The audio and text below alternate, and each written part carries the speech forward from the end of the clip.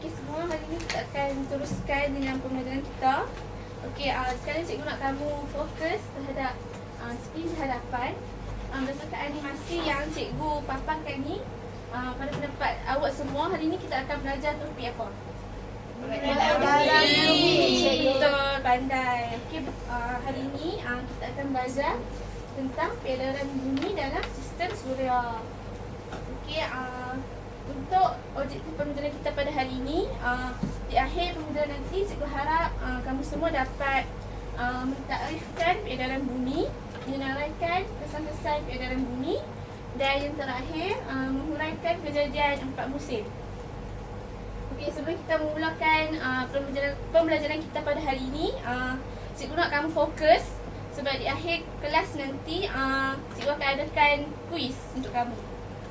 Jadi, okey, apakah yang dimaksudkan dengan peredaran bumi? Jadi cikgu nak tanya, siapa tahu maksud peredaran bumi? Saya cikgu. Okey, Ain.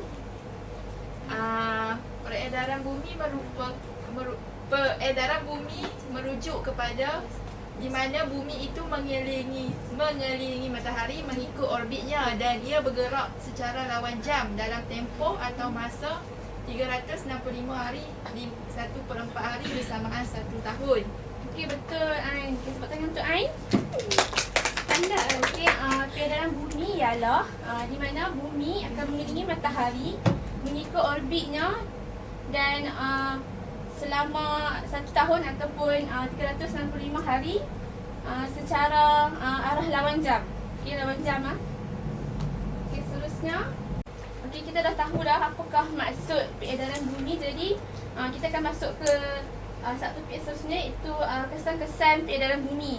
Jadi siapa berbagi kat cikgu apakah kesan-kesan peredaran bumi? Saya cikgu. Okey, Hatin. Okay, yang pertama iaitu kejadian 4 musim. Yang kedua kejadian gerhana.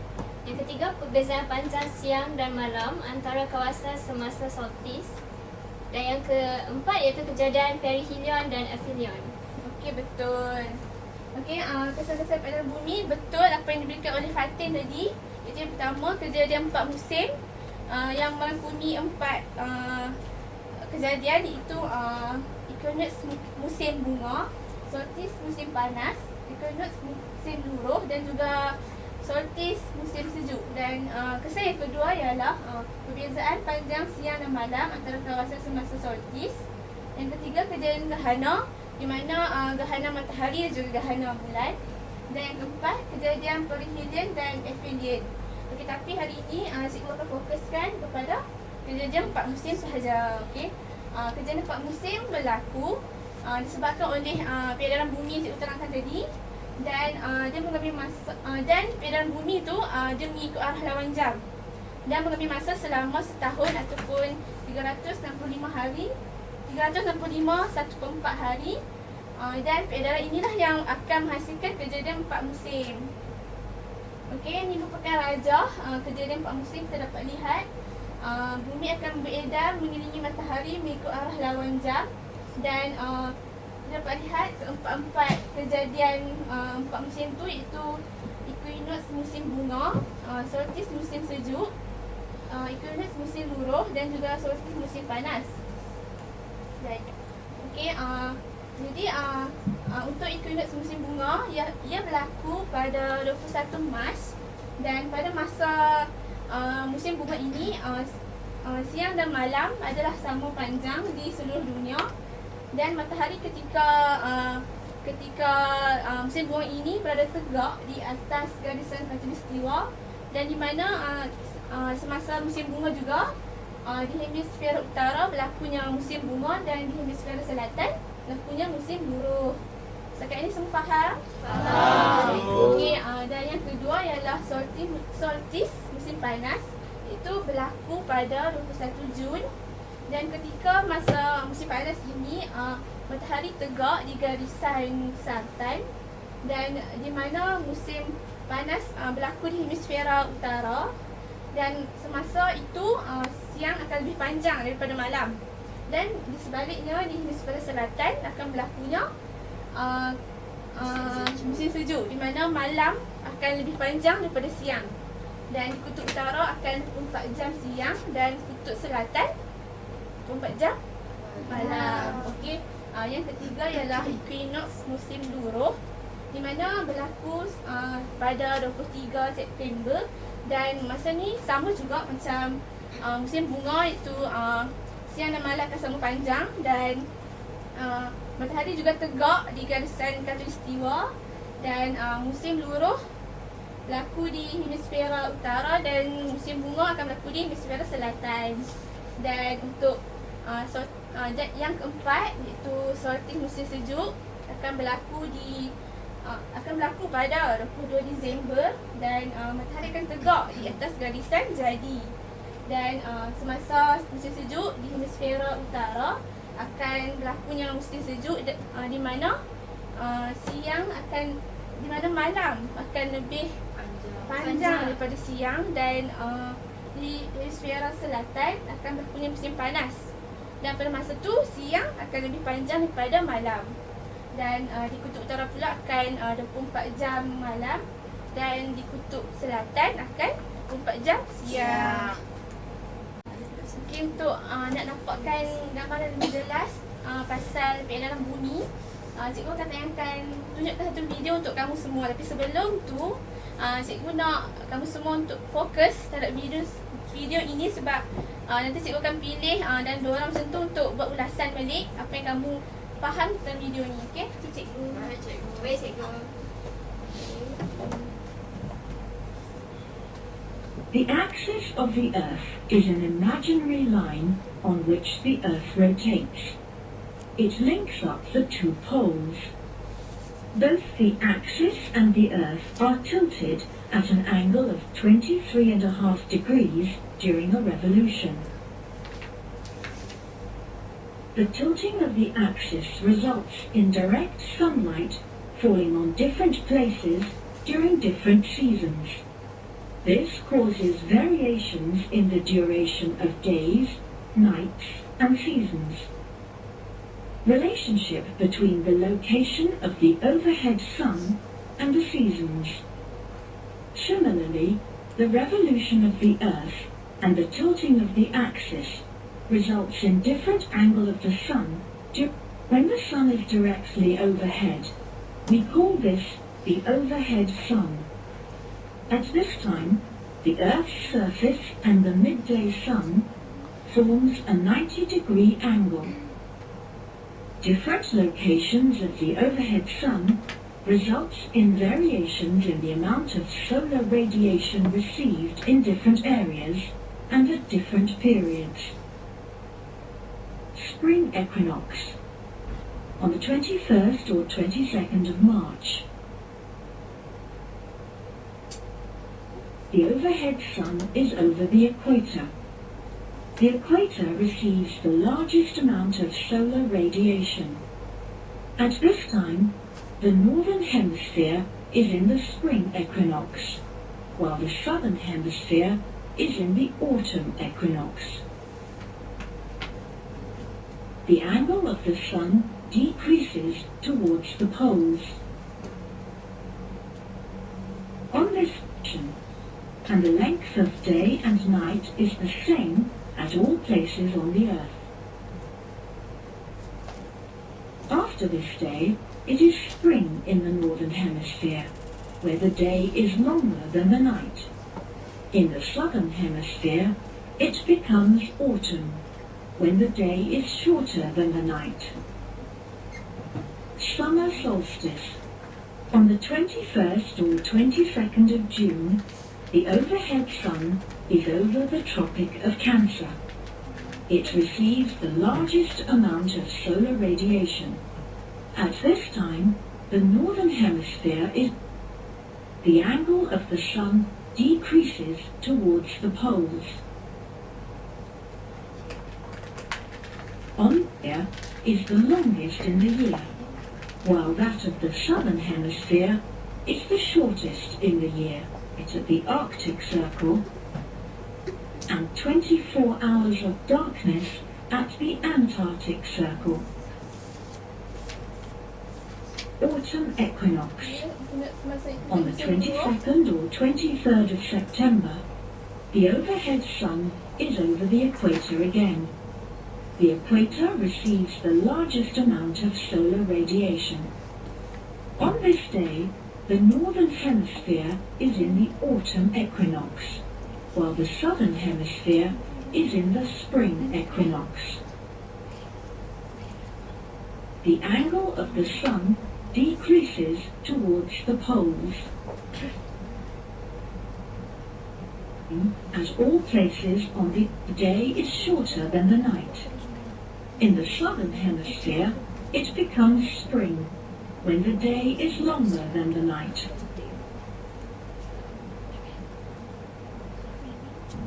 The Tropic of Capricorn.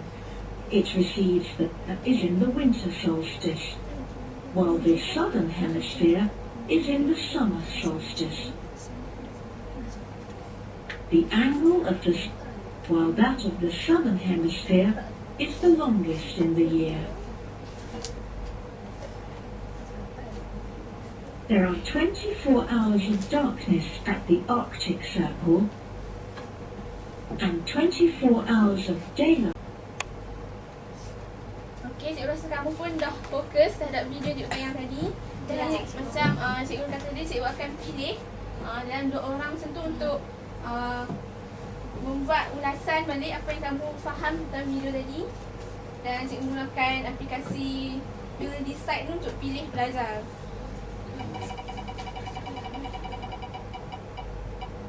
Farisha. Okey, Farisha. Apa yang kamu faham tentang video yang cikgu tayang tadi?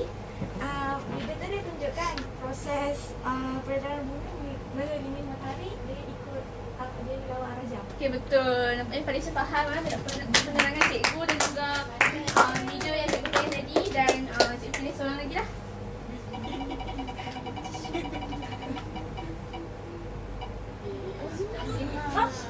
Okey, Azimah, apa yang awak faham tentang video yang cikgu tayang tadi? Okey cikgu, peredaran bumi tadi tu menyebabkan berlaku 4 musim. Yang pertama sekali musim bunga, musim panas, lurus dan juga musim sejuk. Okey, betul. Pandai betul. Okey, untuk semua pelajar cikgu kata dari awal kelas tadi, cikgu akan buat kuis kan? Ya. Okey. Jadi kuis ni tujuannya untuk nak pastikan, nak tengok balik kamu faham ke tak apa yang cikgu ajar dari awal kelas tadi. Dan cikgu menggunakan aplikasi Flickr, di mana cikgu akan edarkan dekat soalan daripada kamu barcode. Okey, cara menjawabnya nanti cikgu akan paparkan soalan dan kamu hanya perlu memusingkan jawapan kamu, letakkan di bahagian atas. Faham? Contohnya okey, kamu nak jawab jawapannya B. Jadi kamu letakkan barcode yang tertera huruf B di atas. Nanti cikgu akan scan guna telefon cikgu. Permainan kita. Okey, semua dah bersedia? Dah. Tak sabar lah. Okey, untuk soalan pertama, boleh jawab, boleh habis masa. Pastikan kamu guna kod tu jawab antara A dan B saja. Kalau jawab C dan D, tak dapat detect di hadapan. Dan cikgu akan tahu jawapan yang kamu jawab dia akan terpapar di hadapan. Okey, semua dah jawab? Cikgu nak scan. Dah cikgu.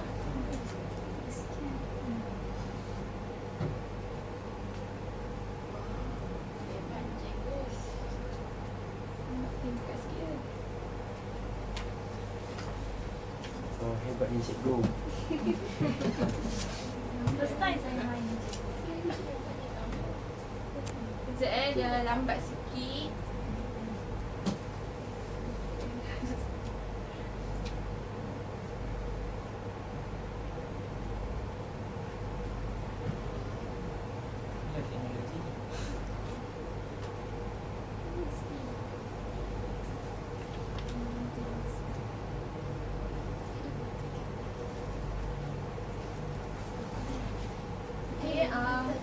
Okey, kat depan ni kita dapat lihat apa yang kamu jawab betul.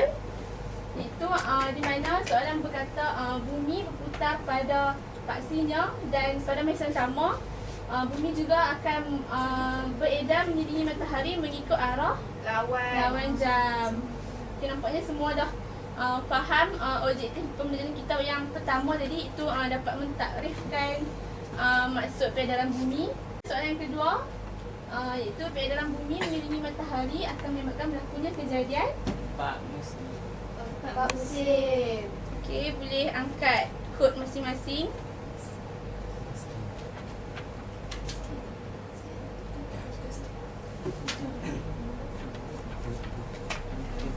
Dah puan ke? Dah. Dah scan dah.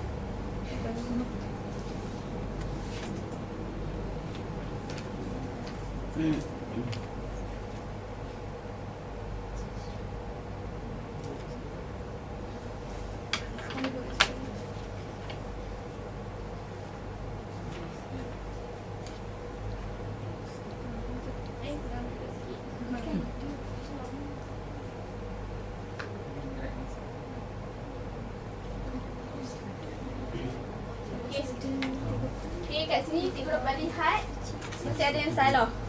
Itu di mana jawapannya ialah jawapan untuk soalan ini ialah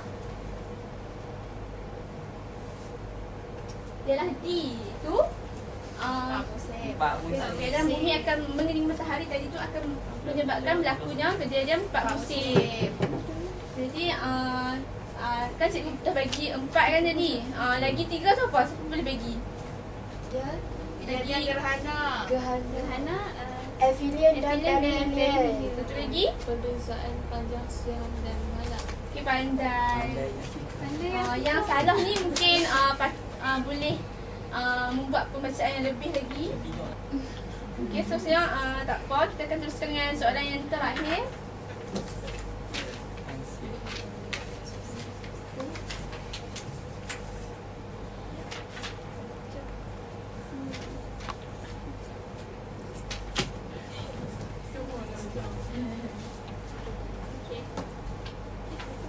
Dekat ni.